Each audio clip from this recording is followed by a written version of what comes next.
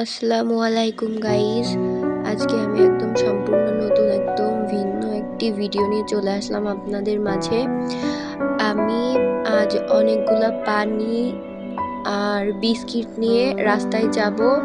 আর রাস্তায় ট্রাফিকের যে কাজগুলো করছে, ট্রাফিকের দায়িত্বে যে স্টুডেন্টরা আর ফায়ার সার্ভিসের কর্মীরা আছে, তাদেরকে একটু গরমে থেকে ঠান্ডা দেওয়ার জন্য আমরা তাদেরকে একটু পানি বিতরণ করছি। আর তাদের মুখে একটু হাসি ফোটাতে পারলেই আমাদের একটু ভালো লাগবে। আমরা অনেক খুশি হয়েছি, তাদেরকে একটু পানি আর একটু বিস্কিট দেওয়াতেই তারা অনেক খুশি। তাদের খুশিটা দেখে আমাদেরও অনেক খুশি লেগেছে। আমরা তাদের এইভাবেই পানি আর বিস্কুট দিয়েছি। দেওয়ার পরে তারা আমাদের অনেক অনেক অনেক দোয়া করেছে।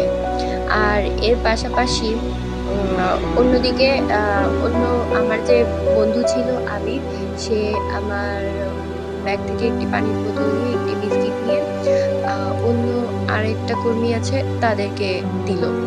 আমরা যখন এভাবে দিচ্ছিলাম তখন আমাদের আশেপাশের লোকজন অনেক দেখছিল আর সবাই অনেক দোয়া করছিল আমাদের জন্য। আমি পানিটা দিয়ে ফিরে আসার পর আবিরের হাত থেকে মোবাইলটা নিলাম এবং ওকে বললাম যে তুই যা, এবার তুই দিয়ে আয়। আমরা যদি প্রচার না করি তো মানুষ কিভাবে বুঝবে যে মানুষের পাশে মানুষেরই দাঁড়াতে হবে? মানুষ যদি প্রচার না করে তো মানুষ তো বুঝতেই পারবে না। আবির এখানে অন্য আরেকটি পুলিশের দায়িত্বে ছিল, অন্য আরেকটি ফায়ার সার্ভিসের একটি অফিসের একটি আঙ্কেল, ওনাকে দিল।